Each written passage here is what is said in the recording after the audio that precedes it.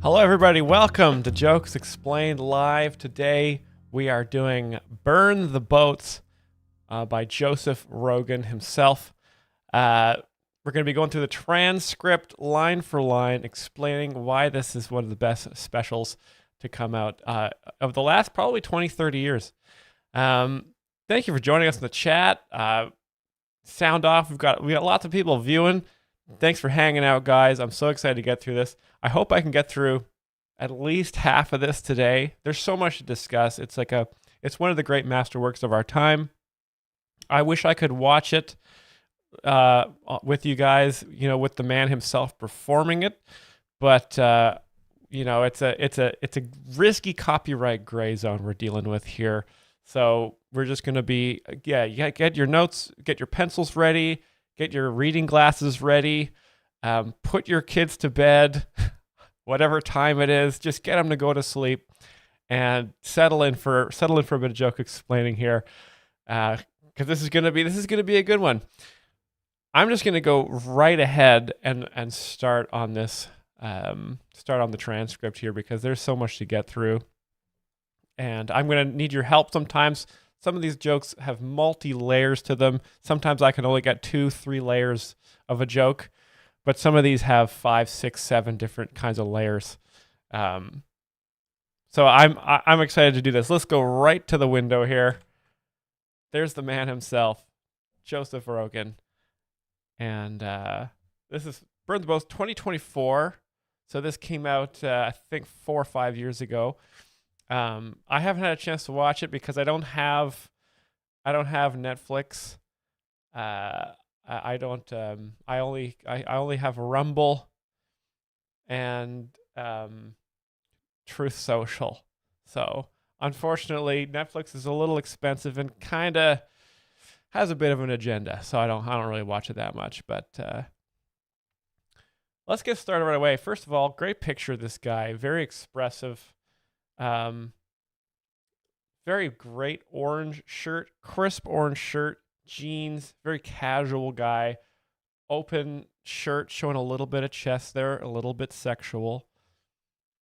Great mic technique here, holding it pretty low. Really thick hand. He's got a good thick hand for grabbing that. He's been grabbing that mic for so many years. He's built up those muscles pretty significant. And then here he looks like he's a bit shocked. Probably it's something he said himself. So I'm excited to see how he starts out this special. Looks like it's live in San Antonio where he was performing this. He expresses his love for Texas, recounts his move there, and makes some humorous observations. So already agreed that this is a very funny special already. So they have the announcer, and now live from San Antonio, this is Joe Rogan. Audience, look at this. So audience is already cheering and applauding. So they know they have associated Joe with so much laughing that they're all ready to laugh already. They're already going nuts. So Joe walks out on the stage. I imagine there's probably 8,000-9,000 people out there. What's up? What's happening, San Antonio? The world got weird, but we're all together. Great observation. The world did get weird. I remember the world when I was much younger was much more normal place. I don't know if you guys have noticed that it's weird, but very good, astute observation. Things are very weird now. Well, I guess, again, this is 2024, so this was during the Biden administration, so it probably was very weird for Joe. Things have kind of normalized a bit since the Trump administration took office here, so I think this is not as relevant as it was in the old days here. Yeah, sorry, Sack Attack. We got to do the transcript because I tried to do a little tester, see if I could. I tried to record my friend's TV with the Netflix, and then I tried to put that on YouTube. And in the middle of the upload, the police knocked on my door. So until there's a freer platform, hopefully the internet gets deregulated and I can do this again while we watch it together. But you can have it on your TV at home if you want. You can read along the transcript with me. And you can watch it yourself to see the big act outs. So he says, we're all together, and I wouldn't want to be anywhere else but here in Texas. Fuck yeah. Audience cheers. Great. A little bit of acknowledgement to the crowd. He is in Texas, so it's good to say I love the place that I'm in. So that's just a little kind of an acknowledgement joke. They're not really a joke, but just good crowd work. Fuck yeah. Thanks for coming out, folks. Thank you very much. Appreciate it. More cheers. This is my new home state. I've been living here for 4 years. I fucking love it. Also, good use of swearing here. Fuck yeah, fuck yes. This is not a polite, this is not going to be a polite, regular old show, This is going to be pretty off the chain, pretty wild. Joel's, could you not watch it off screen and describe what is happening and explain the joke? Like again, I said I don't really have Netflix, but also the risk of even a wisp of audio coming through to the screen to this microphone is enough to get this entire channel thrown in the ocean. So I gotta I'm sorry if you don't want the transcript. Maybe I could do an AI overview or something. I love it here. I'm never moving. The only adjustment I've ever had to make is Texas weed. So I guess it's strong. Is Texas weed strong? I'll see. You think it's the same. Texas weed is different because Texas weed is grown on Texas soil. And I believe the soil has memories. Because if you smoke too much Texas weed, huge act out. So you could imagine him doing a big, funny act out there, pretending to smoke some weed. We got to give this land back. Dude, what the fuck did they do? I heard that every Buc-ee's is built on an Indian burial ground. Okay, so this little joke here is about how the Texas weed is too strong because it is imbued with the souls of the displaced native peoples. Think about how deep that joke is, right? You think it's just a classic weed joke. But he's bringing in the ancient history of Texas, when Texas was founded 3,000 years ago. He's bringing in all that history here. So that's super funny. Great reference. Good little Texas bit off the top here. Crowd. Again, it's good to see that they included the audience laughing in the transcript. So you just really know. Tyler Bros says, I'm getting him through his workday. Thanks so much for watching and listening during your workday. It's my workday too, and I'm glad to be doing this. Yeah. Anyway, gets another laugh for a little acknowledgement there. That might be misinformation. Don't say you heard it from me. I'm known for that shit. Oh, that's weird that he'd say that. I didn't know Joe was known for. Maybe that's a sarcastic thing because I get most of my information from Joe Rogan, and it's not misinformation because he's quite wealthy, and I trust his opinion. Buc-ee's is where I take all my friends from California. They're like, "Why do you like Texas?" I take them right to Buc-ee's. Behold the kind of gas station possible in the land of the people who conquered the Comanche. If you've never been to Buc-ee's, it's like if you were in the middle of a cocaine binge and you decided to make the ultimate gas station. So the Comanche, I believe, is a model of vehicle that came out in the 60s or 70s. So that's a good little reference there, talking about people in Texas. Really loved that car. You really did it. You got a pile of your dad's oil money, and woo! I want to sell kayaks. I want my gas station now. Pickled alligator dicks and Chuck Norris action G's. That's funny. That's a good line there. That's a good crux of the joke there. So you've got pickle. So alligators, funny. Dicks, funny. Pickles are also funny because pickles can remind you of penises if you see them. So pickled alligator dicks all in one line like that is just masterful craftsmanship there.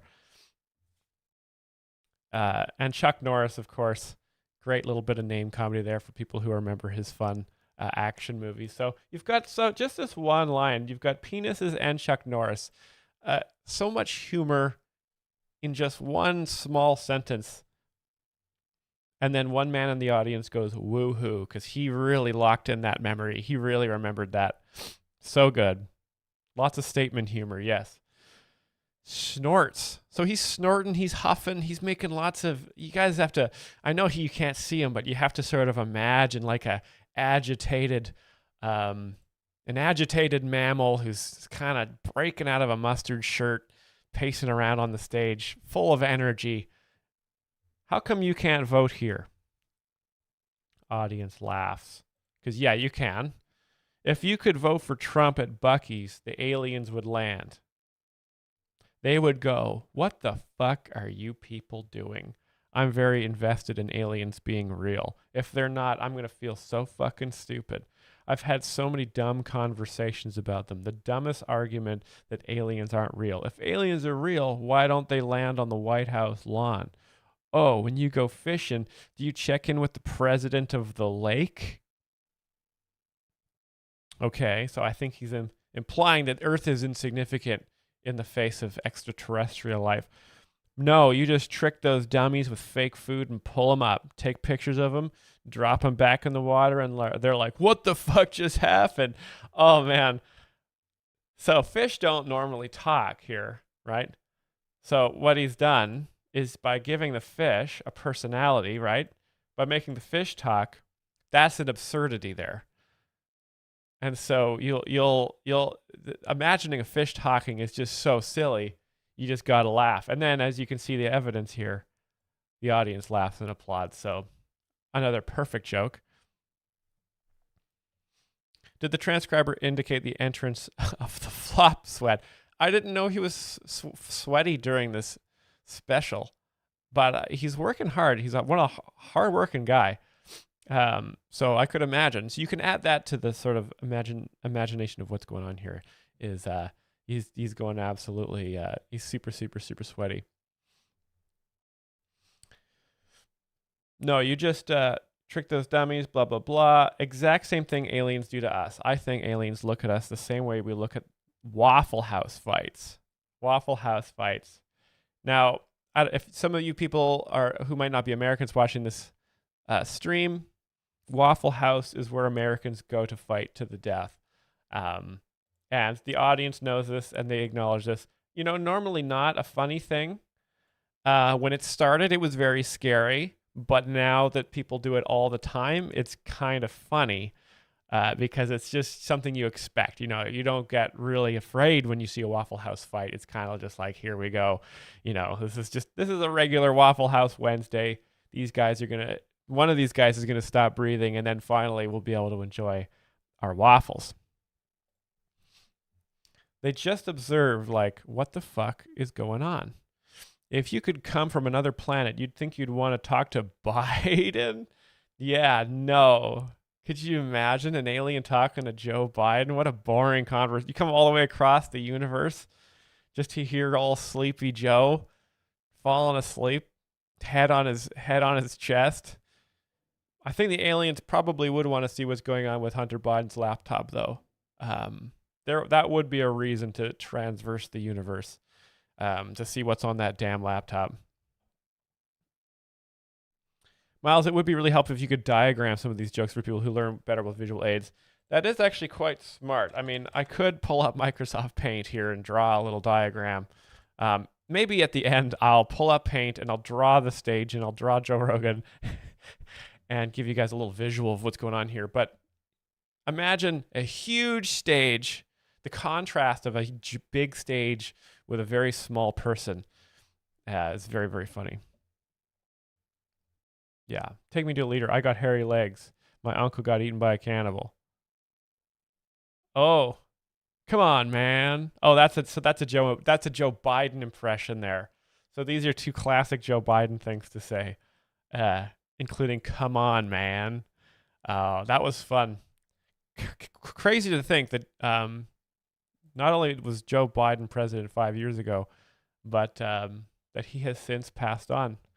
Audience cheers and applauds, goes insane. I think laughs. So he does laugh at his. So this is good to laugh at your upcoming joke to let people know. Here we go. I think if I was an alien, I would treat us the exact same way the aliens do. I wouldn't give a fuck who's in the Pentagon. I would find some dude cooking meth in Arkansas. I'd teleport him up into the spaceship and explain to him telepathically that time is an illusion, even though you can measure it, and all humans are the product of accelerated evolution put here to give birth to AI. Then I drop him back off in the woods, audience laughs, and say, now go tell someone, bitch. Audience laughs. Go tell them how I touched your butt. Audience laughs again. See, this is just a small story here. He hasn't even really got to the punchline. That's accelerated evolution. That's two pretty big words, and AI. So he's kind of flexing his intellect here a little bit. The audience is laughing all the way through because they're having a good time. But we haven't even got to the punchline yet. What? What's that all about? The alien anal probe. We all know. We all know. So I didn't know about the alien anal probes, but now I do. Why do we know that? Why is that always a part of the story? Because it makes the story more ridiculous, makes people less likely to believe. I think they're going, what if somebody believes him? Put something in his ass. Yes. Yes.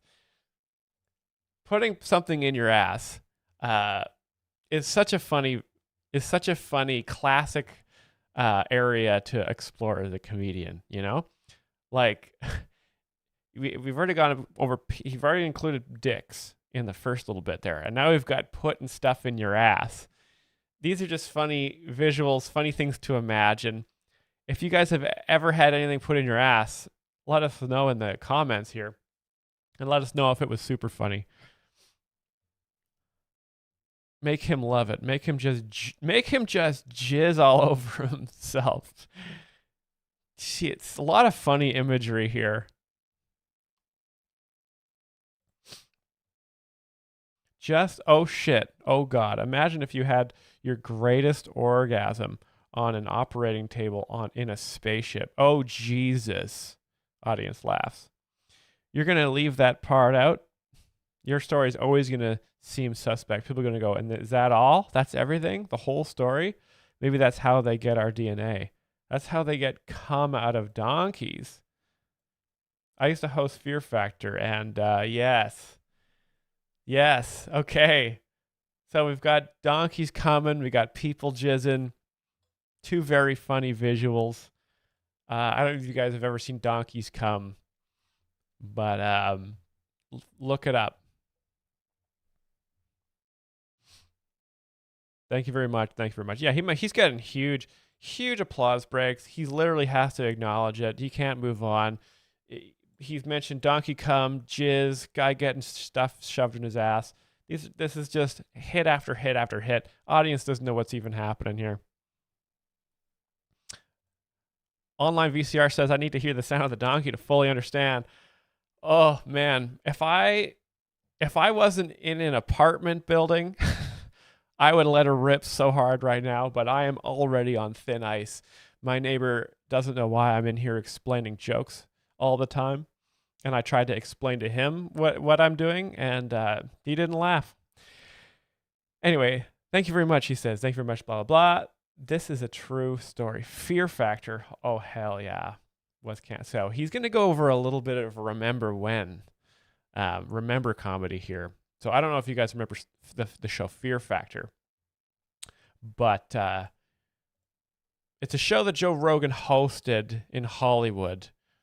It was where people would eat donkey cum, and so this is a lot of the inspiration, obviously, I think, for the early stuff that he was talking about just a little while ago.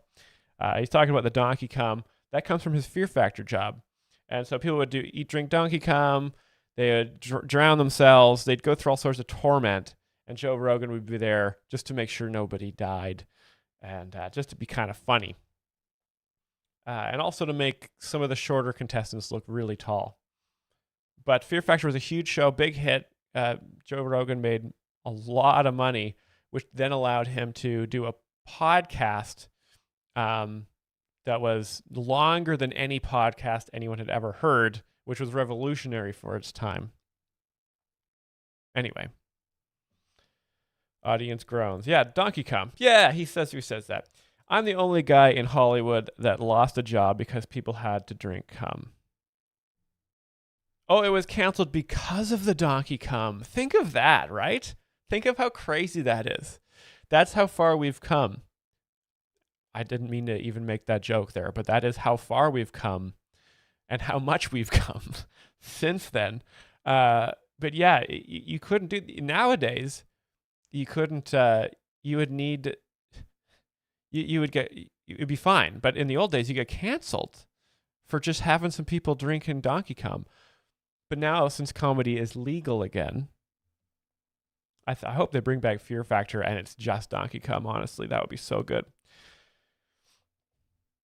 I just worked there. And the way Fear Factor would work, I would show up, they give me a script of what the contestants had to do, and I would read it and go, what the fuck? Audience laughs. Yeah, because that was pretty extreme. But on the one day in particular, it said they were playing horseshoes to see who had to drink the most Donkey Kong. And I said words I'd never thought I'd say. I don't think you should make people drink cum on TV. Okay, so Joe was a little more restrained back then. Audience laughs. When I'm the voice of reason, you've got a really fucked up program. Audience laughs and applauds. So that's double special when the audience also applauds. An audience laugh is great, but when you get an applause break as a comedian, it's way better because not only are they laughing so hard that they are clapping, but also applause can often take up more of that time you were contracted to do. And so you just stand there acknowledging, and they're just making money while they're clapping. And here's the thing, they had buckets, like Home Depot buckets of cum. And I'm like, how did you get that? You can't just have that. You got to tell me how you sourced it, okay? You got to be real clear right away. We've got laws, okay? So I asked the handler, how did you get it? He goes, you take a cattle prod, you stick it in the donkey's ass, and you shock his prostate, and they just bust. And I was like, whoa, that is so fucked up. Then I was like, what does that feel like? Audience laughs. Always gonna be a little curious here. Like, you don't want to know, like, what if it's your favorite thing? Like, so that was my best attempt at Joe Rogan doing an impression of a donkey having a massive orgasm. You guys can imagine what that's like as well, but that's it's good to have an act out as your main joke, because again, that's a funny image, but when you can reenact the image, it's twice as funny. You can't even tell anybody if that was your favorite thing. You got to keep that to yourself. No one is going to understand. They ask you, what's the happiest day of your life? The birth of your child? Like, no, it's when I came so hard because my prostate was shocked. So that's so ridiculous, right? So again, the setup for this joke, he's setting up the image of a donkey coming really hard. And the punchline is him pretending to be the donkey, jizzing everywhere. So, masterful stuff. Audience laughs. That was pretty good. But one time, I got abducted by aliens. They stuck the finger of God up my ass. I jizzed out of every cell in my body. And I've been chasing that dragon ever since. I'm on my rooftop every night with a flashlight going, come back, come back, come back. Yes. So this is a wrap up to the story about if you were abducted by aliens and the aliens made you come so hard that you just wanted to get abducted over and over again because you were just getting so much cum extracted from you, and you always were hoping for that much cum again. Mentioning cum a lot is important in comedy because cum is not only funny, the act of making cum is funny because of the sounds and the face, but also the substance itself is very strange. It's sticky, and So at the same time, which is kind of funny, kind of reminds you of Flubber from the movie Flubber, which is also a very funny movie. So just in general, if you're going to be doing comedy and you're going to talk about a substance, mention cum. People will think of times they've seen cum and they'll laugh because it's always good. It's a very inappropriate substance. This country's almost back to normal before World War III. Uh-oh, bit of prediction here.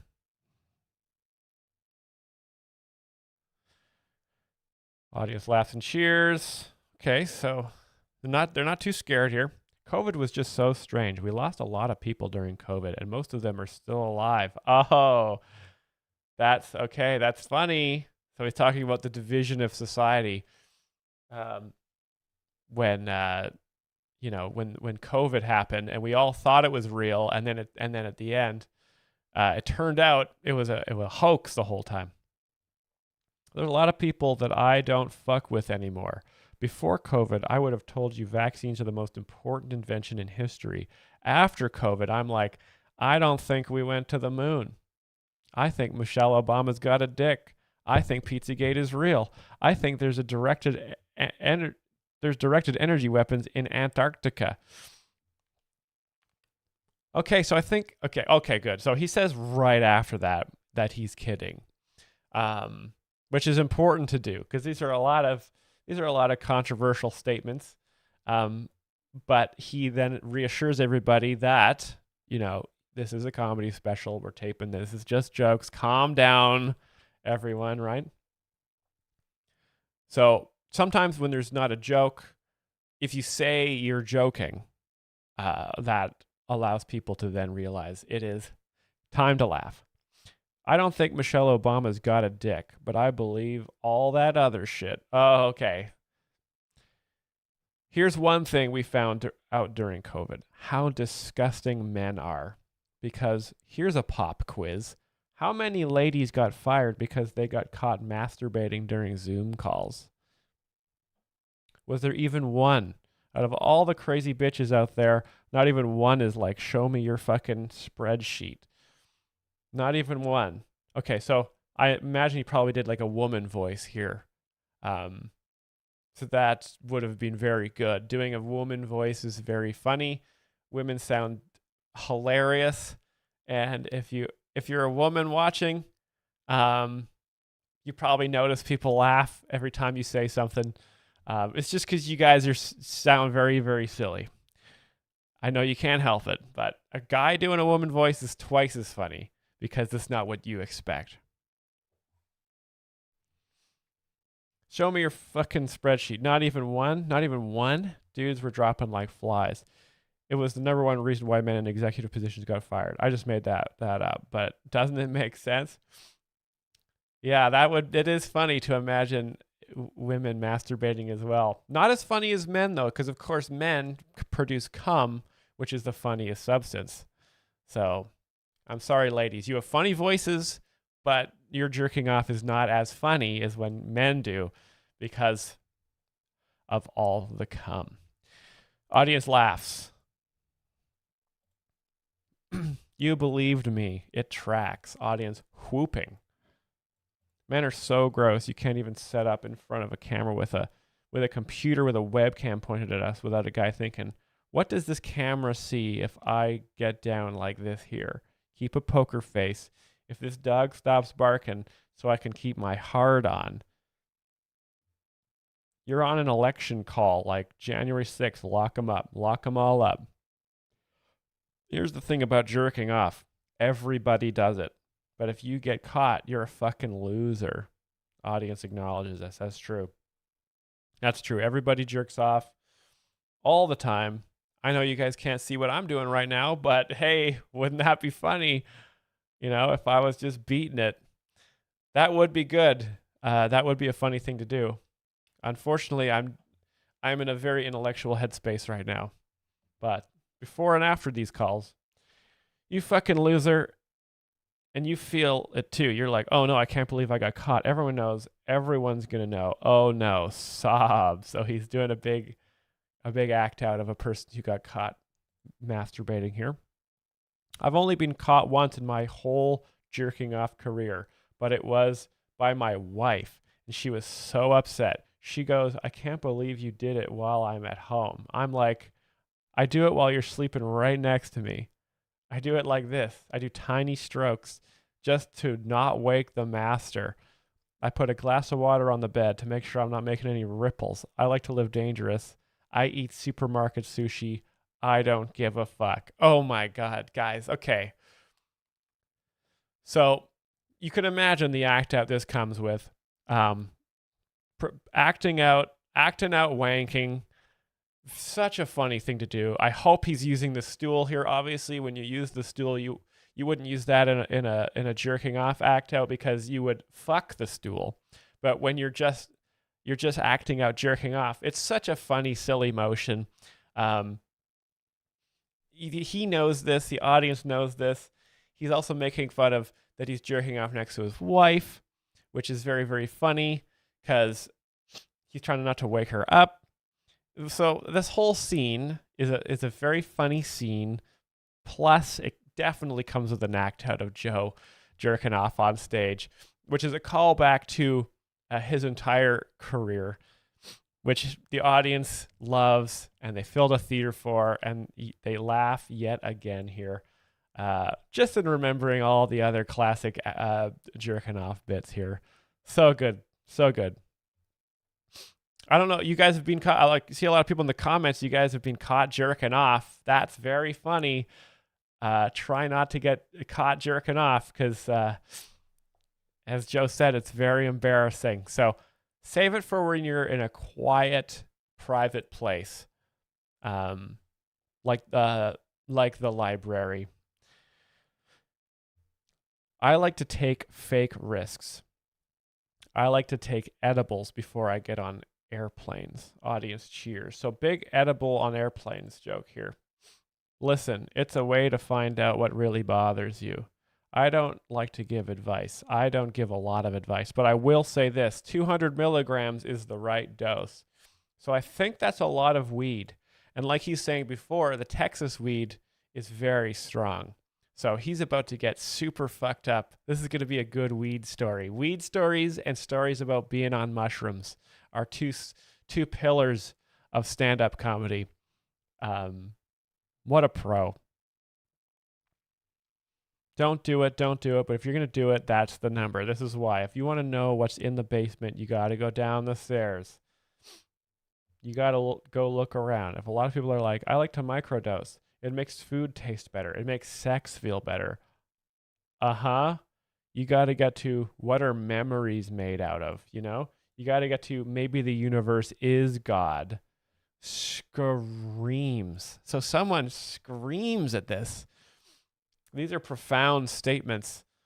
But they're also a joke about people that are on too many drugs. Because I don't know if you guys know this, but if you're like me, you know, you don't really have a lot of introspective thoughts unless you're really fucked up on stuff. If I'm not on drugs, I'm not thinking about anything more than what's directly in front of me. But if I really want to think, I take a shit ton of drugs, and you can really get some good thoughts that way. You got to get to that place. The airport's the best place to be high in public. This is why. Because no one notices. Because everyone's acting weird. No one acts normal at the airport. They're all standing around, talking quiet. They're all worried they're going to die. When you're high, you blend right in. So that's a joke about how weed can cause anxiety. Something that people have noticed in the past. And the audience also noticed it. So they laugh there. So very good joke. Also kind of funny that Joe's encouraging this behavior at the airport. I don't think Joe has flown on a public aircraft in 15 or 20 years at this point. So it's probably a lot less risky for him to be taking huge drug doses at the airport. Because most of us, of course, would be sitting in coach, squeezed with a lot of people, and we'd be feeling a lot more scared. But yes.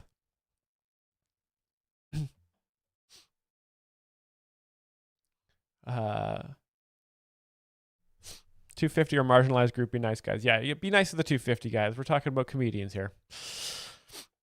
Audience laughs. Yes, very good. And you don't have to do any thinking. They tell you what to do. Get in line. I'm like, okay. So he's high. So this probably was a line delivered as a high guy. So, like a normal guy who would be high.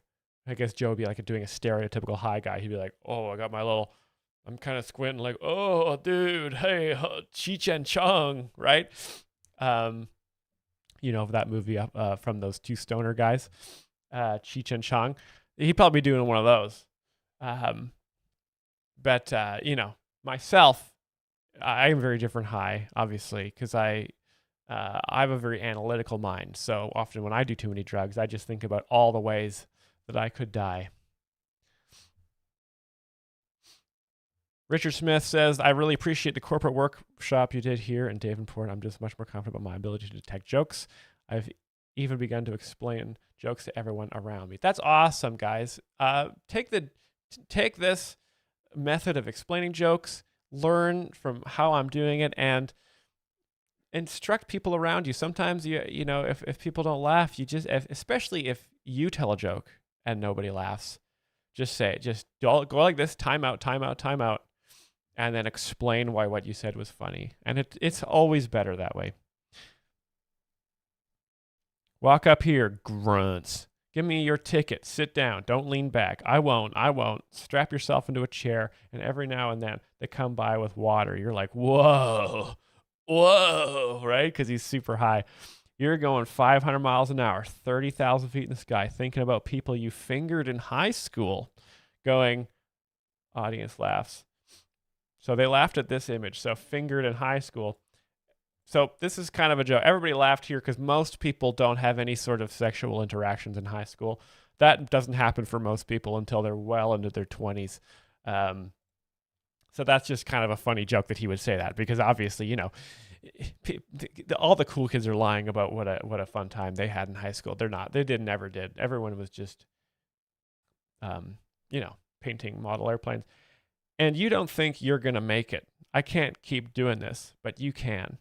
It's like a near-death experience. You always survive. Yeah, that's what an airplane's like, a near-death experience all the time. And all my friends that don't like weed say the same thing. They're like, dude, it makes me paranoid. Right. But when it's over, everyone in this room that has ever been too high, the moment it wears off, you're like, oh, I'm going to be a better person. And they laugh and cheer. Yeah, maybe. I mean, I've been too high before. But I had to leave the country for a while, but it's interesting. So this is a good weed crowd. So a lot of Joe Rogan's fans are big drug people.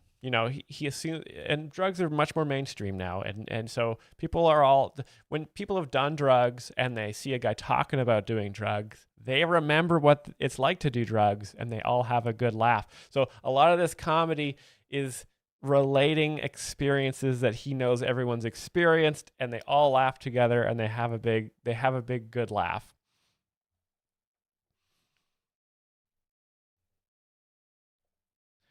C4 San Diego, thanks for the $2 donation. Didn't know how funny Joe is. Thanks for explaining. Yes, I'm so glad you can come on side here.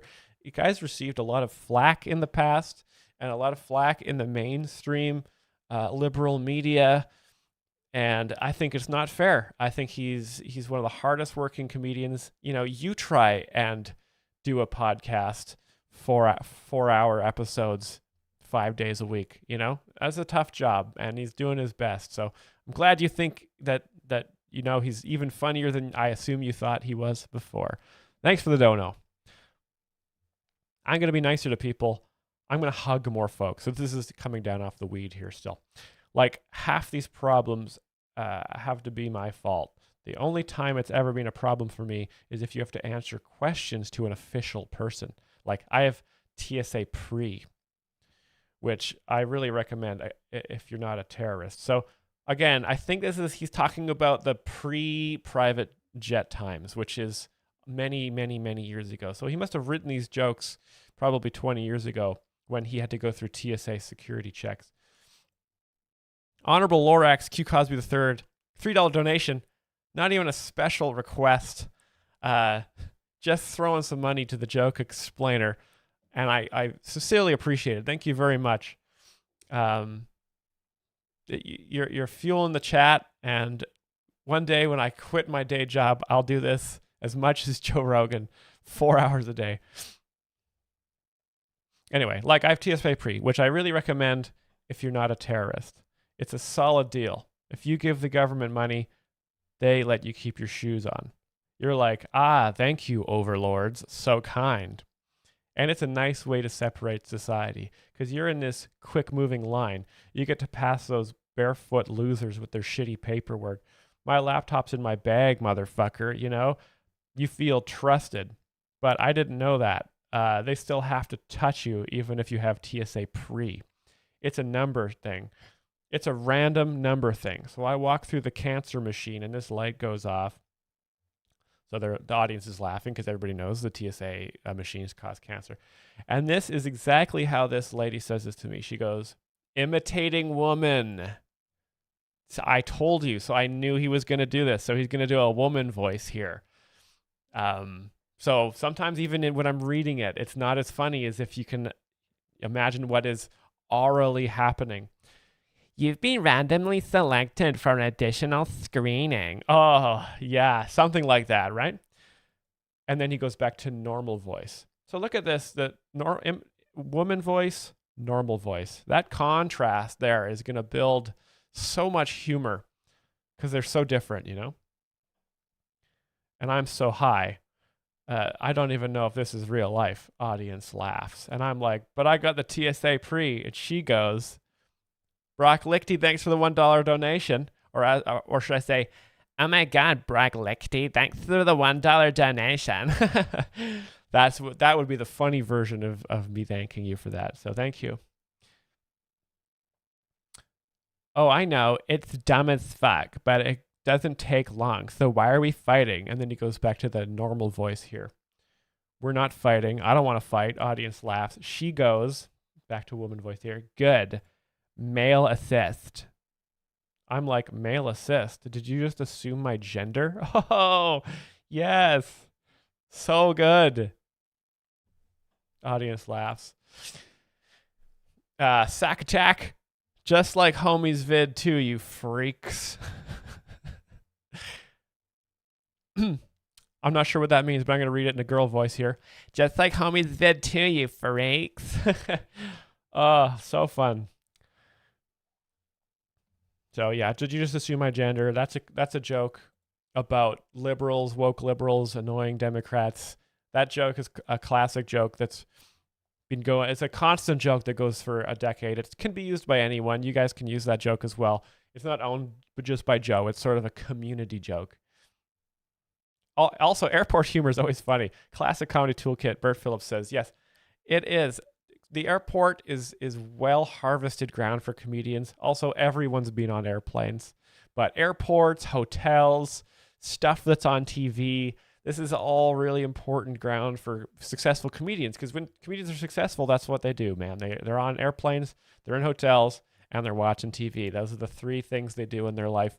And so they're going to make material on that.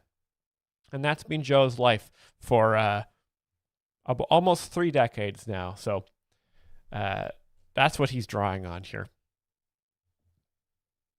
Listen, and the audience just goes nuts, applauding, laughs. It's just huge. Imagine this applause break. We're probably talking 2-3 minutes laughing and applauding here. So this is a no slouching applause break.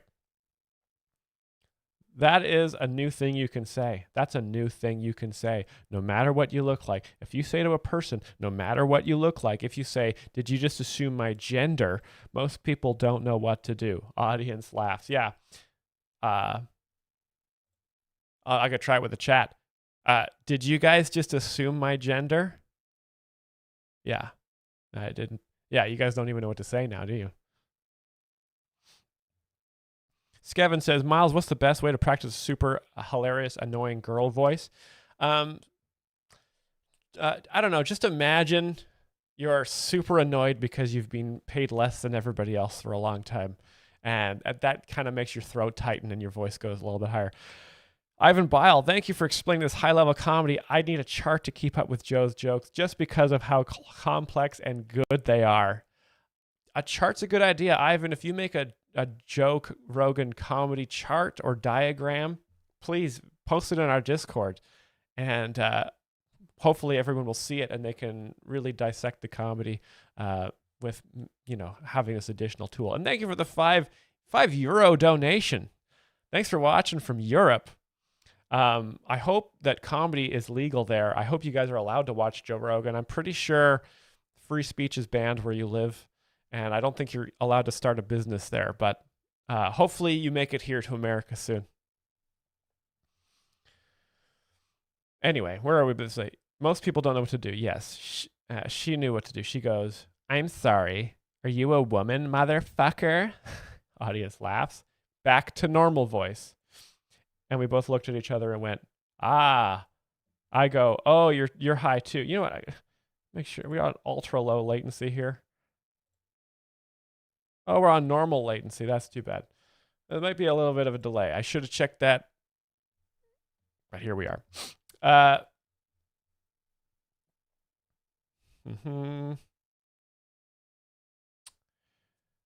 blah, blah. So, okay, here we go. Back to normal voice. And we both look at each other and went, "Ah." And I go, "Oh, you're high too." So I high five this nice lady. And they bring a man who starts touching me while he's asking me UFC questions. Yes, Joe Rogan is a prominent UFC guy. UFC stands for the ultimate fucking comedian. And it's a big league of like super buff, violent comedians who just beat the shit out of each other. But it kind of looks gay what they do, which is very funny because, as we know on this channel, being gay is very, very funny. So people pay a lot of money to go watch these comedians reenact what it's like to be gay, and then everybody laughs because being gay is just absurd. It's one of the weirdest moments in my life because, first of all, I'm ticklish and trying to act normal. I'm standing there. This dude's on his knees going, "You think Conor McGregor and Nate Diaz ever going to fight again?" Audience laughs. Audience cheering. Audience laughs. Audience cheering, applauding, and laughs. Look at that. I don't think I've ever seen this in a comedy transcript before. He gets a huge laugh, huge cheer, applause, and then laughs again. That's pretty much as good as it gets. And I'm trying to act normal. I hope so, bro. That'll be a good fight. Solid fight. Then he hits me with this. "If you've ever been randomly selected, this is what they do." He goes, "I'll run the back of my hand against your crotch." Audience laughs. Remember, I'm really high. So, yeah, so a man rubbing the back of his hand against your crotch is what gay men do. That is part of their sexual ritual, is they take the back of their hand and they rub it on your penis. So it's already funny because you're thinking about gay stuff. Remember, I'm really high. Audience laughs. So I'm like, "Why are you going to use the back of your hand?" Audience laughs and applauds. Okay, so he said, "You should just go for it, man. Make it gay. It's funny that way." Because for me, it feels like you're touching my dick. Still feels like you're touching my dick. You're just doing it in this weird dismissive way. Just, ugh. Just a little grunt there. It's just a rude way to touch a dick. It's like, ugh. So you imagine this. So there's a act out. I assume he's probably using the mic stand or microphone, because both of those could be penises. If you're a good comedian, you're going to use the mic or the mic stand to pretend it's a penis. So I assume he's probably rubbing his hand on the penis microphone at this point here. It's like, ugh, are you a terrorist? I'll be the judge. Ugh. So he's doing a big penis rub act out here still. Nope, just another dude whose dick I made feel weird. I mean, yeah, good little pause for laughs here. Big audience laugh. Classic prop comedy. Yes, Methods World, classic prop comedy. How many terrorists have they stopped with that? Is it 0 or is it negative numbers? You disrespectful motherfucker. The back of your hand might be the worst way to figure out something. You ain't getting no good data. Audience laughs there. Yeah, you can't. You need to use the grab part of your hand to find out what's going on. And they acknowledge that, and they laugh. Why are you touching dicks like that? Touching dicks. Touching dicks is funny. Dicks is funny. These are good words. These are all comedy words here. And the audience responds appropriately here. I tell you why, folks. It's because our government's solution to a complex problem, which is, how do you touch dicks and not be gay? Oh, man. He's got them all in here. Touch and dicks and gay. All comedy words. Audience laughs. And they're like, got it. We got to use the back of our hand. It's no countsees. Audience laughs and cheers. A lot of cheers. Does it work? Yeah, try it on me. I can't even come. Dicks. Gay. He's using all of the words that make us all laugh. So in such close proximity. And it's all about timing too, right? Like after you've been doing the craft for so long, you know the exact timing you should be saying these words. It's like dicks, come. And then the audience laughs. They just die down a little bit and you say gay. And then they come right back. Yeah, incredible stuff. Just jokes, folks. No one's getting hurt. Yes, exactly. I opened up a comedy club in Austin, Texas 1.5 years ago. Thank you very much. Huge audience loves that comedy club. It's the best comedy club on the face of the earth. I assume all of you guys have been there and put your phones in the pouches. When the world got crazy, I had to move to the land of the free. I love it. But one of the weird things about owning a comedy club is other people's reactions. Fox News had the dumbest reaction. They're like, Joe Rogan created an anti-woke comedy club. Yeah, that's a weird reaction because it's not anti-woke. It's just where people can say what they want. A woman goes, yeah.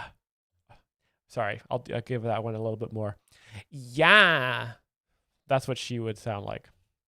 I'm like, oh, you mean a comedy club? Yes. Yeah, exactly.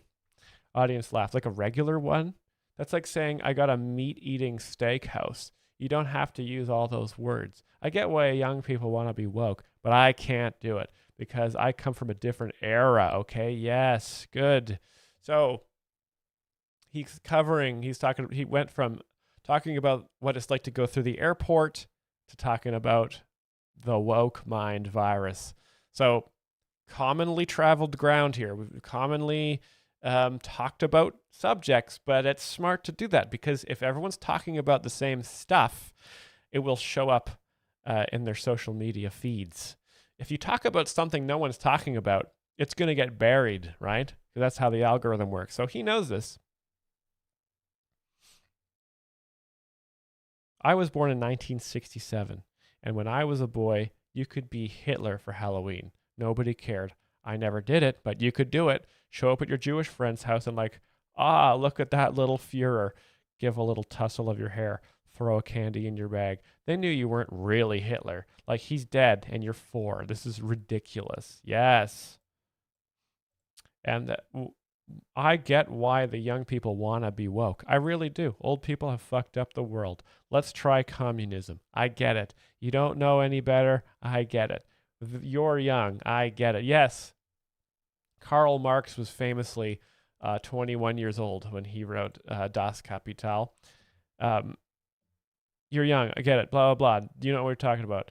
And also, people desperately want to be on a team. We're tribal. There's only 2 teams in this country, the left and the right.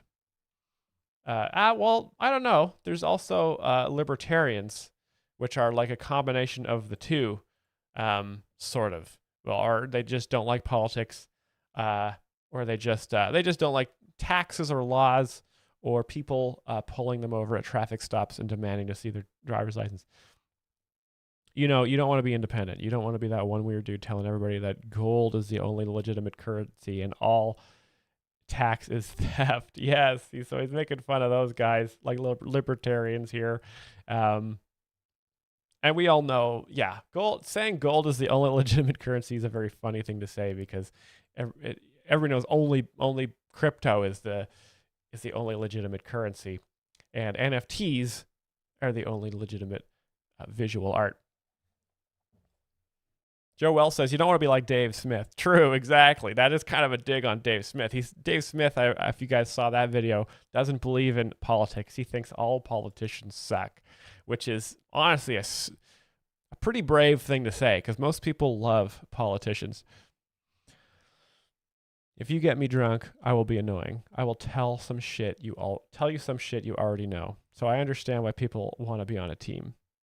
So you just try to find a team that aligns with your values, right?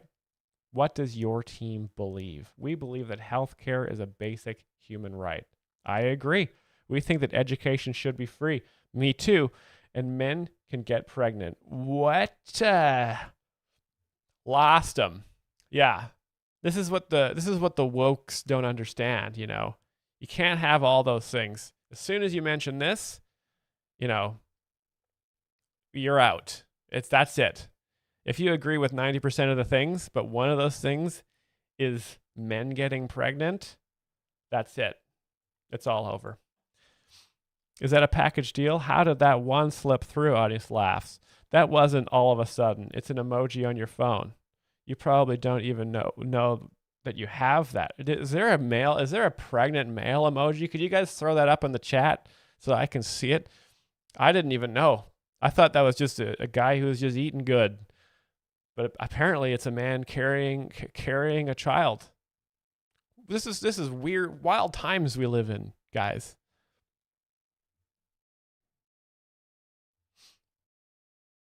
And you look down your phone, you're like, is that Bert Kreischer? Oh, he's making fun of the fact that Bert Kreischer's fat. And he just did the joke that I did, but he enhanced it by mentioning a famous person. Good stuff. Bert Kreischer is he's a machine guy. He robbed everyone in Russia and they went on to be very successful. What is that? It's a pregnant man. Oh, finally there's a pregnant man emoji. Representation. Finally, I could write eggplant, splash of water, pregnant man. So this is a little cum joke here. There's a callback to the cum stuff from earlier. Finally, you ever see the regular man emoji? He looks like the guy Tiger King fucks in prison. Tiger King. Remember Tiger King? Oh my God. And then he does a groan. So he probably fucks the stool here. But Tiger King, God, that was a good show. That was, what was that, 10, 15 years ago? Just listless and the pregnant man looks robust, like Charles Bronson with a baby inside him. Like, I'm the fucking future. It's just new language, okay? I'm trying to learn your new language. I'm willing to say men get pregnant. I'm willing to say pregnant men. I just don't think it's I think you need extra words. How many men can get pregnant? Not a lot, right? Is there anything different about the ones who can? Maybe we should use extra words like we do with other stuff, like off-road vehicle. It's still a vehicle, but it can do some extra shit. If you're a dude and you can have babies, that seems really new. I'm not trying to be offensive. The last person I want mad at me is a pregnant man. Do you have any idea how unreasonably confident they would be? You've got a full beard and you're breastfeeding a baby going, I am in defiance of God. Big old thick neck and hairy tits, and the baby sucking on that nipple going, where the fuck is my mom? Oh, huge act out. Huge act out here. I assume he's doing the whole thing. He's probably doing the baby breastfeeding act out. He's probably pacing around, sweating all over, doing the act of a pregnant guy. What a crazy image. Yeah, basically the crux of this joke is a pregnant man would be a real freak, and imagining that is absurd. Okay, yeah, he does. Imitating baby breastfeeding here. So he does do that big act out there. Baby's breastfeeding. Very funny thing to imagine, especially Joe Rogan. It can be actually probably quite disturbing because he kind of does look like an infant a little bit. Methods World, you want to see? I mean, I could try. I guess like breastfeeding the... I mean, there's probably many thumbnails of me that look like that, but it's been a long time since I breastfed. But I think it'd be like a sort of like a You guys can turn that into a GIF if you like. Why does this taste like jet fuel? Yeah, because he's a manly man. I want to know what's going on. The world got weird. The world got weird. This is the central thesis of this comedy special here, is the weird world. And here's my take. I just want to be real clear. I believe in trans people. I think the world is strange. Nature's strange. Nature can throw you a curveball and you believe you're in the wrong. But okay, so here we go. We've done the woke people, trans people, airplanes. We're doing them all. We're doing it all. I think we're going to be talking about probably Donald Trump soon, maybe even, if we're going to be doing, going through the list. I believe in freedom. I believe in love. Audience cheers and applause. But I also believe in crazy people. And here's the thing, that somehow or another, that got left out of the equation. All of a sudden, crazy people just went away, like the flu during COVID. See, that's funny. He's saying that the flu went away so he's alluding that COVID replaced the flu, and that COVID is just the flu, which is, I don't know if you guys have ever listened to Jim Brewer or Dr. Roseanne Barr, but they did a lot of their own research with Russell Brand, and they actually did find out that COVID was just basically the flu, and there was nothing to worry about. And all the liberals got super upset, like they always do, for no reason. So that's just a little bit of insight into why he's saying this. Like, it just got absorbed in the numbers. Suddenly, every man in a dress is stunning and brave. It's like trans women are women. How about most? How about almost all? You got to leave room for crazy. Plus, I'm sorry if it's taken me a while to adjust, but all my life, if there was a movie about a killer, he was way crazier if he wore a dress. Audience laughs.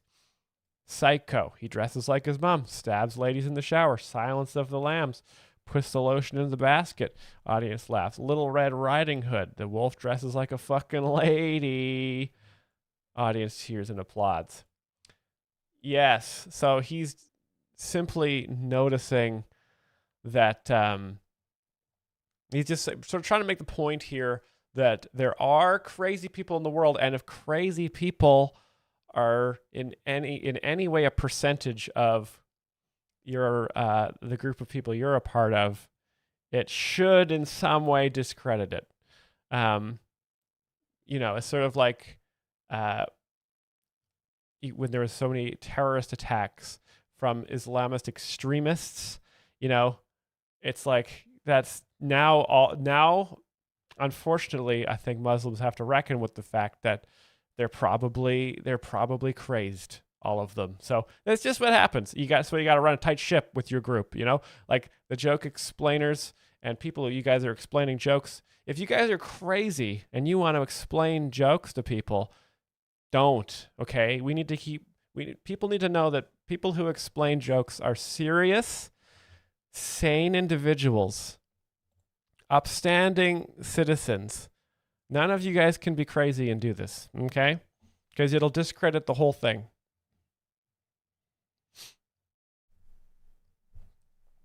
Please clap. A lot of cheers and applause here. A lot of people agree. Classic fairy tales, classic movies, people who wear dresses who are guys are totally insane and murderers.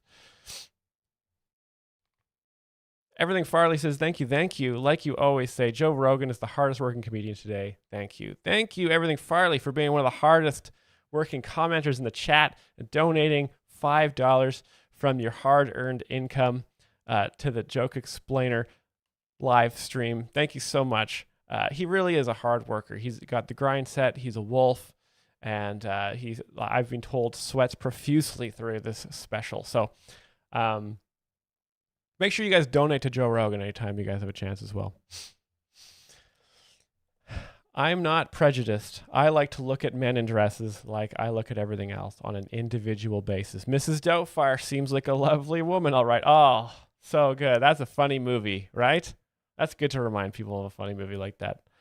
I'm open-minded. I want to know what happened. It's almost like a pervert wizard waved a spell on the whole world. With a wave of this wand, you can walk into the women's locker room with a hard cock and anyone who complains is a Nazi. Abracadabra. And it just worked. So that's a funny image, right? Like a wizard, a pervert. First of all, a pervert wizard. That's just a funny thought. That's a funny name, right?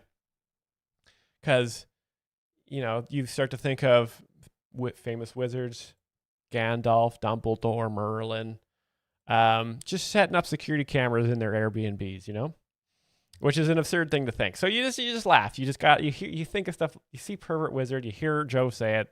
Already funny. And it just worked. And everyone just accepts this new reality. It's fucking weird. I just think we need standards. You can't just put lipstick on and shit in the woman's bathroom. We need some kind of standard. Yeah, audience cheers and applauds. Oh my God, all of a sudden, it's a hate rally. I was watching a Roe versus Wade protest where there's a dude in a dress. It's a woman's reproductive rights protest. And there's a guy in a dress with a hairy chest and a 5 o'clock shadow. And he's screaming in a cop's face, "Keep your laws out of my pussy." Yeah, so... And no one there was like, what the fuck? Yeah, so this is a funny thing. So again, he says he acknowledged, so at the beginning of this, he says he believes in love, he believes in trans people, but then he does say a man dressing as a woman is inherently hilarious. So that's sort of the point he's trying to make here. Men's bathrooms are the best bathrooms. They should definitely be segregated. People shouldn't be allowed to pee together. I remember once when I was a little kid, I went to a demolition derby at a speedway, and the bathroom, I was a little kid at the time, and the men's bathroom was just a single trough along the entire wall filled with ice, and I peed next to probably 15 or 20 grown men, and I thought this is for the guys. Like, women have what they have, a luxurious lifestyle and funny voices. But guys, we get to have, I would be so mad if a woman came in and pissed in that trough too. I would have felt super weird. Everyone was like, and here we go back to imitating women. Yeah, stay out of her pussy. Back to normal voice. Oh my God, we're in Narnia. Narnia. That's a reference to the C.S. Lewis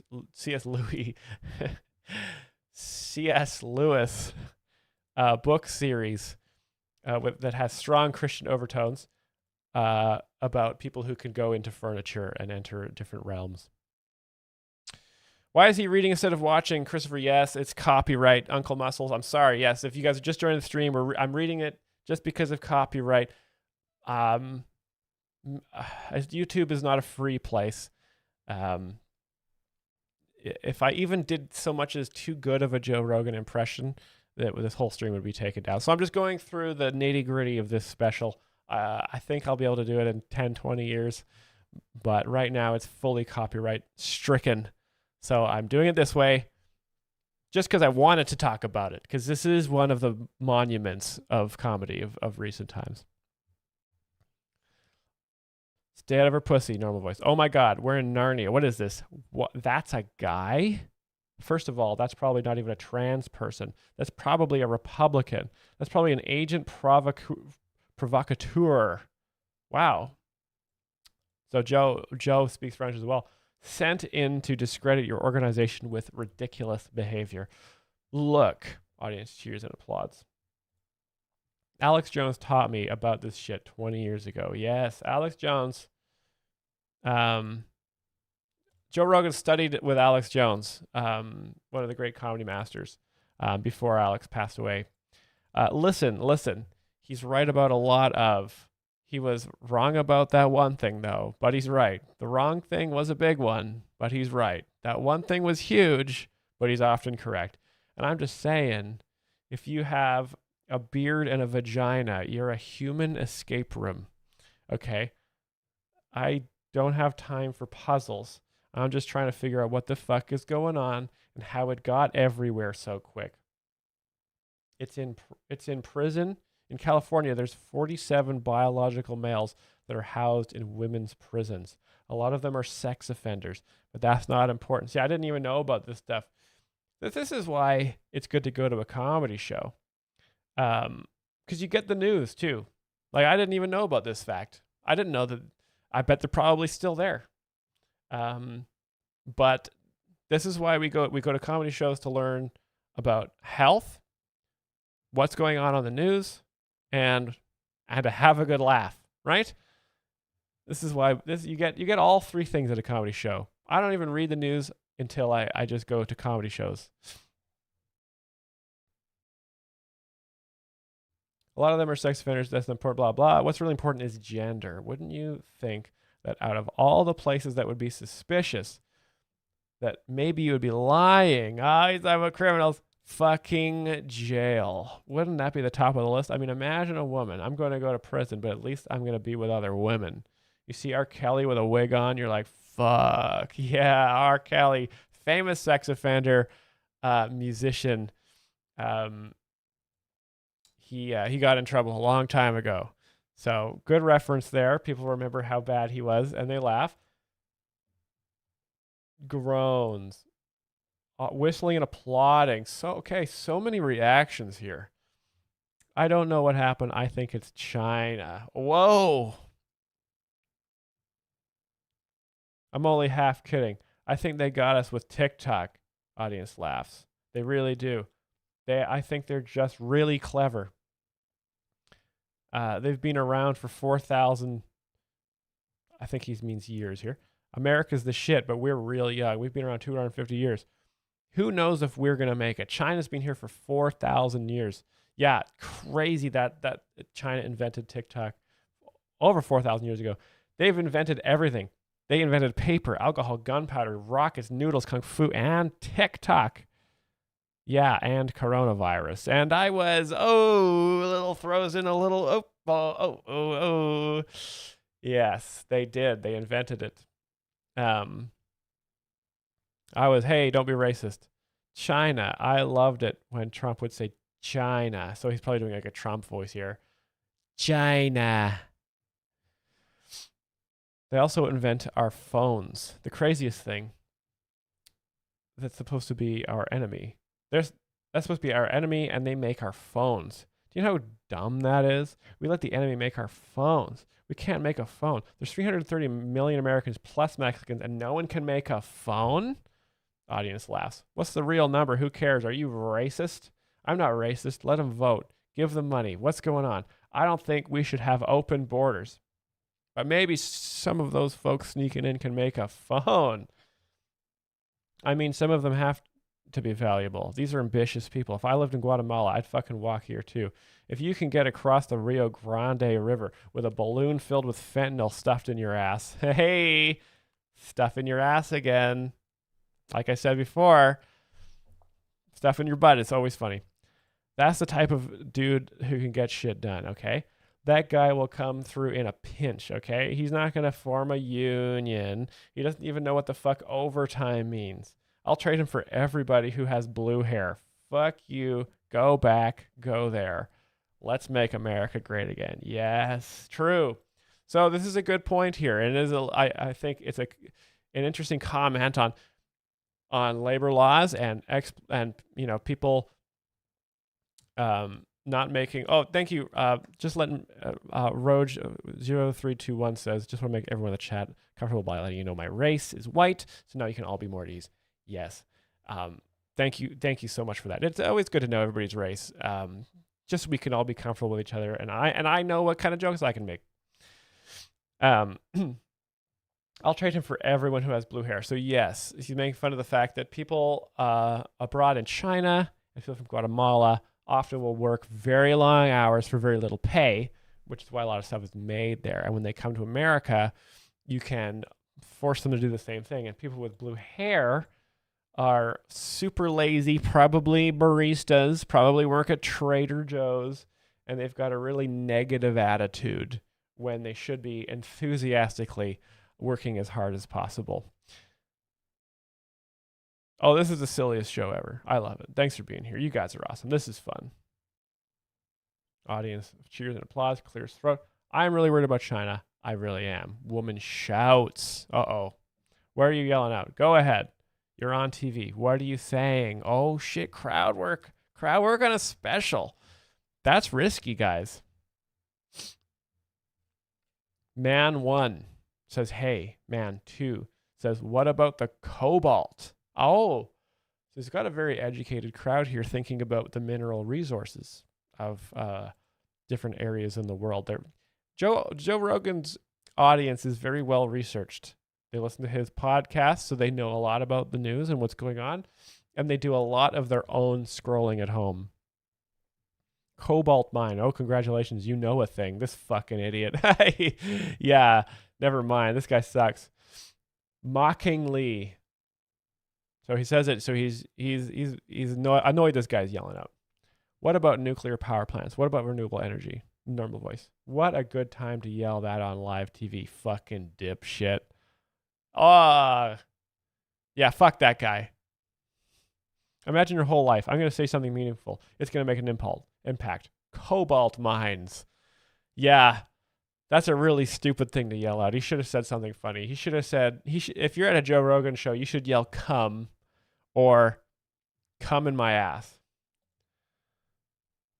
China does that too. You're right. They buy our farmland all around military bases. We're like, oh, it's okay. The craziest thing they've ever done. This is the craziest thing they've ever done. There's a thing called the bodies exhibit. Do you know what that is? I don't know what that is at all. I'm going to guess though. The bodies exhibit. I'm going to guess it's probably a bunch of dead bodies on display. I'm not going to lie.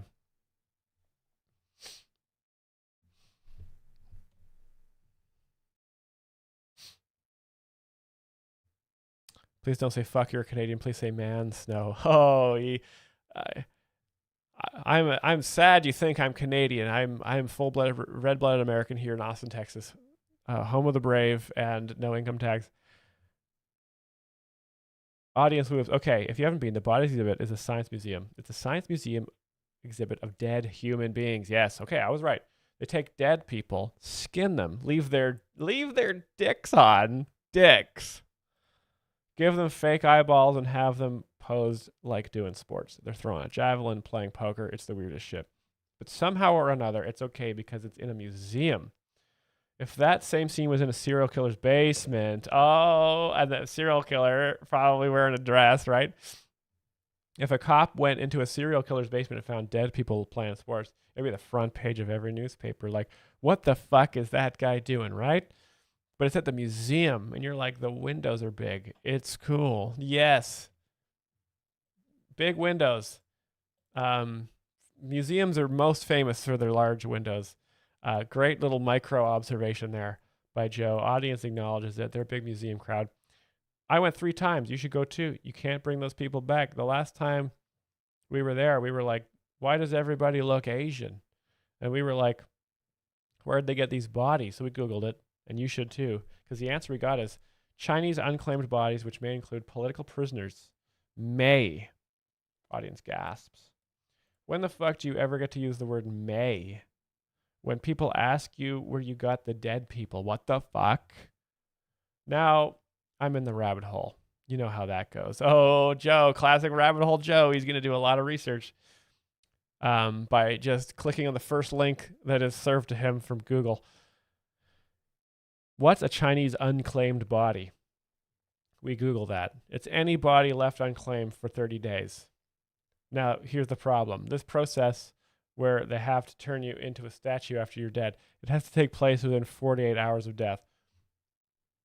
Audience laughs. 30 days, 48 hours. I'm fucking terrible at math, but I can do that one. How did you guys not do this math? I'm in the museum like, this is a fucking murder exhibit. And part of me is like, this is terrible. And another part of me is like, how gangster are the Chinese? Yeah, so that's very funny. Also, a little bit of, because this is a comedy explaining channel, I mostly explain jokes, but I can explain a little bit how comedy works. Most comedians, when they die, do become unclaimed bodies. Not a lot of family members left or wanting to talk to them or in a relationship with a comedian at the end of their life. They're usually the body's used for science in some way. It's just the nature of the road, just the nature of the business. A lot of the time, a comedian at the end of their life will find themselves with no one to claim their corpse. So I'm hoping that I'll be in the bodies exhibit one day. Hopefully doing something cool. Hopefully with maybe they give me, maybe make my penis bigger. Huh? That would be funny.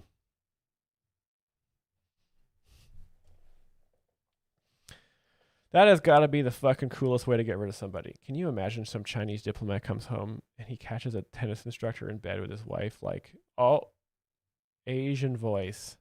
So,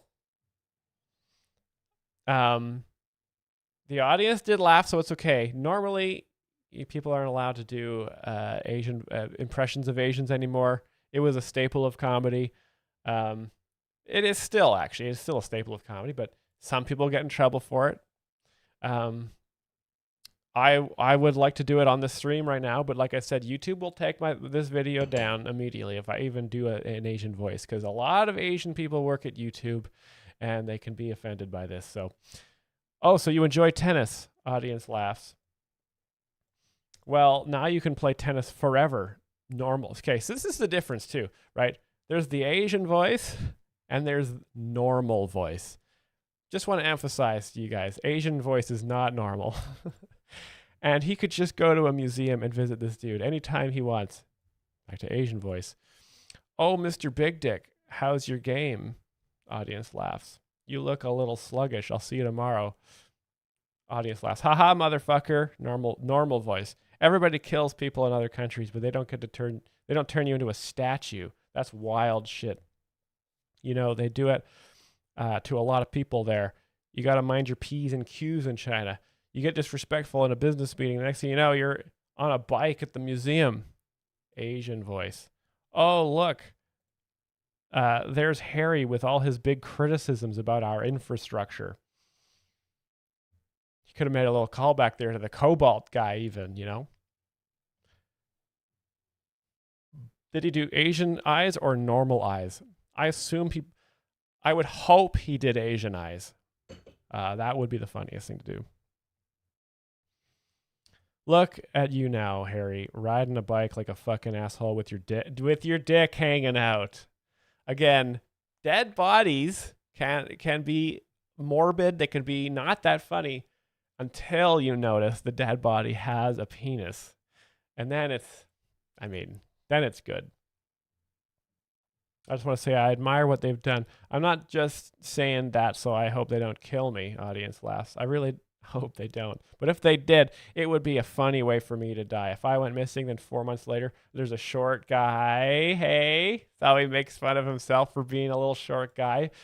Very funny. He's aware of that. At the museum with a microphone. Back to Asian voice. Oh, Mr. Funny Man, where's your fucked up accent now? Hey, go back to Fear Factor. Oh, you can't. Ha ha ha ha, motherfucker. Yeah, this Fear Factor was canceled because that's a callback to the beginning of the comedy set there. That would be a funny way for me to die. The funniest way for me to die is if I die from COVID. Oh, that would be good. I didn't think of it. When I got COVID, the first thought I had was, you better not die. I talk so much shit. If I died from COVID, the memes would never end. It would be me with 2 X's for eyes holding a can of horse paste. Apparently, fear was a factor. Big boom. Call back to the Fear Factor. Excellent stuff. He is displaying some self-awareness here, which is great. He knows that he talks shit about COVID, but he didn't die of COVID, so all of his COVID stuff was true. It would be funny. I would be laughing. I would be on my deathbed going, fuck, oh no. Why didn't you trust the science? Yeah, this is the thing, right, with COVID, is that a lot of people were panicked about it. And then when you get it and you live, that means it was fine. Like the doctors, I don't know if you guys remember at the beginning of the pandemic, the doctors said everyone who gets COVID will die. I remember that distinctly. That was, I think, the name of the press briefing that Fauci gave was, if you get COVID, you'll die. And then like I knew tons of people that got COVID and didn't die. So pretty blatant government overreach. It would be funny. I would be laughing. Blah, blah, blah, blah, blah. Nobody likes a science denier. By that, I mean dudes who believe in squirting. So squirting is like when a woman comes, and only the most elite sex men can make a woman squirt. It's a very funny thing to imagine because it's similar to any fluid coming out of the body is a funny thing. Not quite as funny as cum, because cum is a funnier substance, but a woman squirting is funny because that's also a very sort of, in polite society, people don't normally talk about squirting, but when you're in a big room and you're doing a comedy show and you mention squirting, it's people get very giggly because it's a very private event. Hey man, they've done the research. It's pee. No, it's not pee. It's actually, the scientific word is squirt. No, dude, I'm telling you, it's not pee. Dude, it's pee. What are the odds that it's a mystery fluid that comes out of an undiscovered organ and squirts out the pee hole? Like, hey, at least the earth looks flat. I can see how you'd get confused. It looks like pee. It smells like pee. It's pee. Dude, it's not pee. I'm telling you. She's got a Stanley filled with sweet tea she drinks all day, and she's fucking lazy. She doesn't want to get up. She's peeing on you, and you're fucking idiot. Yeah. Yeah, that's okay. So Joe is saying that it is pee. So you guys are kind of witnessing a real-time Myles being confused and learning and forgetting things at the same time. So at the beginning of the joke, I thought for sure it's actually squirt. I believe that's the medical term for the fluid that comes out when a woman squirts. I thought it's called squirt. But Joe says it's pee, and I'd never even thought of that. But I suppose it is pee, and he makes a big joke, and it's pee now. So in real time, you guys have seen how my opinion changed. So he's very convincing. Uncle Muscle says, I hope he ties this back to trans humor. Yes, we're all hoping that we can tie it all back somehow. You got to believe in the science. Trust us. I heard that so often during the fucking pandemic. Why don't you trust the science? I got canceled so often during COVID. So you can't, it's kind of funny because you can't get canceled more than one. You cancel is that's it. You're done. You can't get canceled over and over again. Unless I guess canceled now is a verb that says somebody has complained about you. I believe that's sort of the new meaning of canceled. But sometimes I would find out by accident. This is a true story. One time I just woke up. I'm in my underwear. I plop down in front of the TV. I turn it on. The moment I turn it on, Prince Harry's talking shit about me. I'm like, I just woke up. I'm vulnerable. I'm in my underwear, and there's a prince on TV. Do you know how fucking weird it is when when a prince knows your name? He's like, oh, British accent. So you're allowed to do this accent because it's a white person voice. So I will do this one. Joe Rogan's giving out dangerous vaccine information. Audience laughs.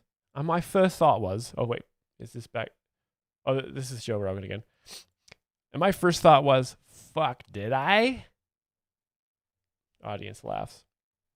Yeah, I mean, Joe Rogan here is kind of making fun of the fact that when you do 30, 35 hours of podcasting a week, you kind of lose track of the stuff you're saying, you know? And that's relatable. I can understand that. If I did this, if I explained jokes 30, 35 hours a week, I probably would get lost inside my own words as well. But here's my take on that, sincerely. If you're getting your vaccine advice from me, is that really my fault? Oh, okay. So that's kind of that's an interesting, intricate joke there, because I get most of my vaccine information from Joe, and other people on podcasts and comedians, again, because comedians are the smartest people. So I kind of want to get my information from them. So if he's kind of making fun of me for listening to him, I don't know how I feel about that, guys. Like, who are we protecting? Who's out there going, you know, that dude who made people eat animal dicks on TV? How's he feel about medicine? Like, that's not my job, kids. I'm a professional shit talker. Okay? Some of the things I say make sense. A lot of them don't. It's up to you to figure out what's what. That's the fun part. Problem is, people say people listen to you and take your advice. Yes, I do. Well, take this advice. Don't take my advice. It's the best advice. Don't take my advice about the 200 milligrams. Don't take my advice about COVID. Audience, cheers. Because when my wife had COVID, I fucked her twice. Oh, gross. I wish I was lying. It was before any cure. I was following her from like 7 feet away, like, you don't look that sick. Oh, he's just, okay. So his horniness overcame the COVID there. This is a real conversation we had. She said, you are going to catch it. I go, no, I'm going to hold my breath. I can hold my breath for 4 minutes. Let's fucking go. Let's fucking go. 4 minutes, a little self-deprecating joke talking about a short sexual session. Most men perform sex for 90, 120 minutes and at least until the woman squirts four to five times. Let's fucking go. I know why people got upset. I got it all.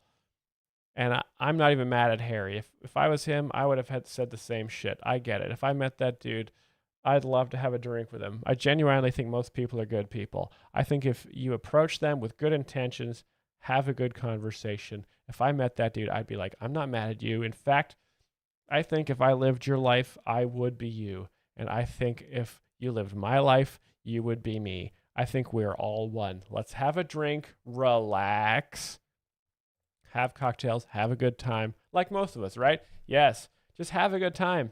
And the goal would be to get him about 3 drinks deep and then go, hey man, you ever do mushrooms? Yes. So he's making it to be a classic Joe Rogan thing to say. So this is good life advice. This isn't like even totally necessarily humorous until the end where he kind of makes fun of himself. This is just good life advice. You guys just relax, have a drink, calm down. It's like insane. The news can be so frustrating, and there's a lot of especially liberals who are getting so upset about stuff. And it's like, you guys need to calm down, just have a drink, and just relax and laugh.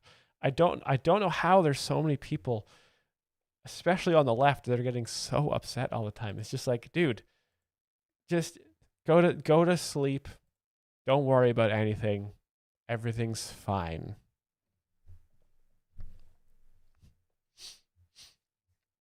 British voice. Here we go. I heard they gave you brain damage. Oh, he's talking about Harry doing mushrooms here. Normal voice. No, that's government propaganda. Listen, whatever you eat, I'll eat double. Come on. Let's go meet the aliens. Could you imagine doing mushrooms with Prince Harry? Imagine if you could trick that guy into doing mushrooms with you. If you see him chew it and swallow it and you're like, oh, it's going to happen. There's a moment where you do mushrooms, like 20 minutes after you swallow it, where you know you can't throw it up anymore. Yes.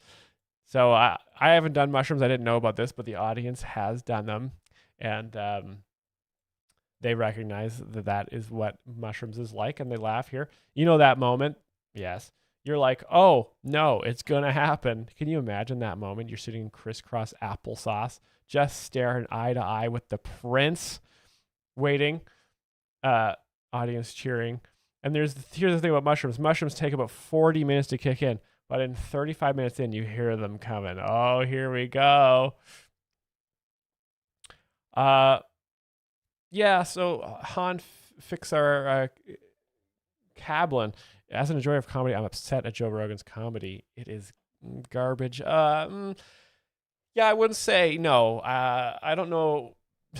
That's funny you'd say it's garbage. I can read on this page, audience laughs 3 times in the last 2 paragraphs. So if he was bad, no one would be laughing. And also, he's extremely rich.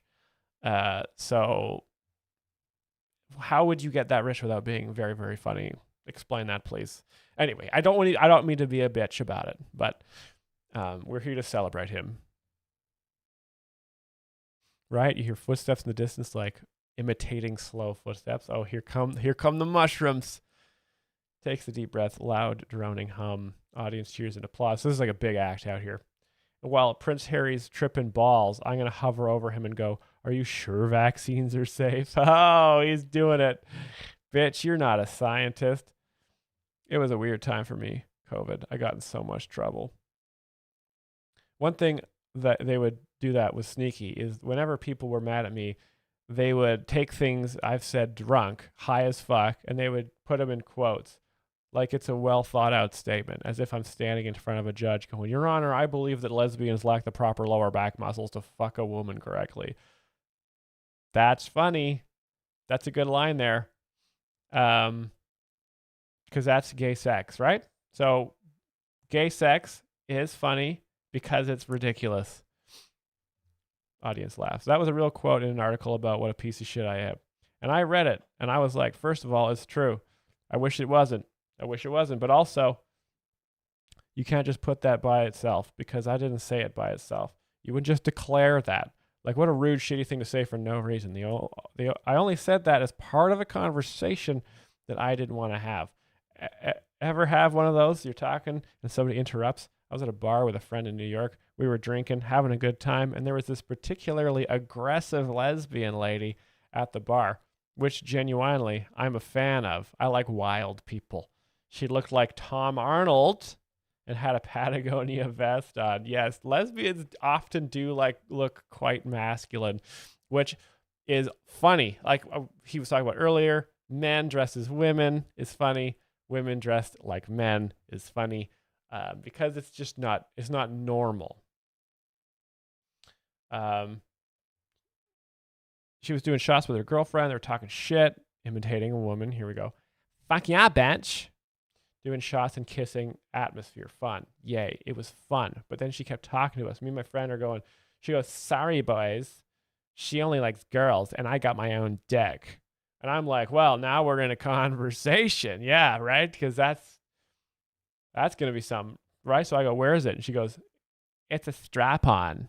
And I said, having a strap-on and thinking it's a dick is like having a lighter and thinking you're a dragon. What a... so fast in that conversation that he had with that woman. Laughs and cheers. Plus, everyone knows that lesbians lack the proper lower back muscles to fuck a woman correctly. Yes, so that's the callback here. That's the only time I would ever say that. It would have to be those words in that order, and I feel like if they put all that in the article, people would read it and go, "I see his point." Yeah, they were just talking shit, and she got out of pocket. That's all it is. Instead, they try to use that quote as proof that I'm homophobic. And I'm like, oh my God, there's so much better proof. You guys are lazy. Like, that's all you dug up? First of all, it's not true. But if you want to take me out of context, I give you guys a lot to work with, you know? So good. So this is like, he is addressing himself here. So he's addressing that he says a lot of stuff over the course of his long podcast. So this is interesting to me that this is the direction the special took. Honestly, I heard the title "Burn the Boats," and I'm not going to lie, I thought it was going to be a lot of maritime humor. I thought it was mostly going to be about seagulls and what kind of knots to use when you're out at sea and how to trim the sails. But Joe Rogan goes through a lot of the special. First of all, he covers safe ground. He's got the airplane jokes. Very good stuff. Trans people, woke people. Then he said he spends the middle of the special begging people not to listen to him, which is super interesting. I didn't think he was going to do that. Not even a shanty. Wonderland Rogan board was a hoot. So drugs don't do any harm. Right. But he's saying that never listen to him. So this is really blowing my mind because I don't know what I'm supposed to do now with my time between 3 p.m. and 6 p.m. when I listen to the daily Joe Rogan. Crazy stuff. I can say with confidence that I am a professional and you should take everything I say completely seriously. how we're at page 18 of 35 now. We've been doing this for about an hour and 40 minutes. I hate to admit this to you guys, but I do have to teach piano lessons at some point today. Real tone shift from what I've been doing for the last hour and 40 minutes. But we're gonna do a little post-stream wrap-up on the Patreon there. So if Brian wants to spam that link before he runs into this room to come join us, that would be lovely. You guys, thank you so much for watching today. I guess I'm gonna have to finish it off on the next stream. I'm going to be streaming also starting next week something called Rumble Explained, where I'll be just going through the best comedy on Rumble and explaining why it's so funny. And that'll be really, really fun because that has a really good amount of some of the most cutting edge comedy, the funniest voices. Online VCR, thank you, man. Thanks everybody for watching. Maybe I'll teach piano lessons on stream one day, just as a free how to get you guys in shape for playing all the best music working today. Yeah, I'm gonna throw it over to the Patreon stream actually right now in the next minute and a half. So if you guys want to join us there, you can. I'll be back again. We're gonna be streaming every week, actually twice a week. Once doing the Rumble videos, and the other one finishing this off, and then maybe finding some. Probably Crystalia to watch. Thanks so much for tuning in. This has been an absolutely lovely time. I'm going to throw it back to my main screen so you can see my enlarged face and the genuine gratitude I have for all you guys watching. Please join our Discord. Patreon's free to join. We've got a lot of stuff on there that was copyright stricken off of YouTube that you can check out. And I'm going to be there streaming for a few more minutes and less than 5 minutes. So I'll see you guys there right now. Music on. See you all very soon.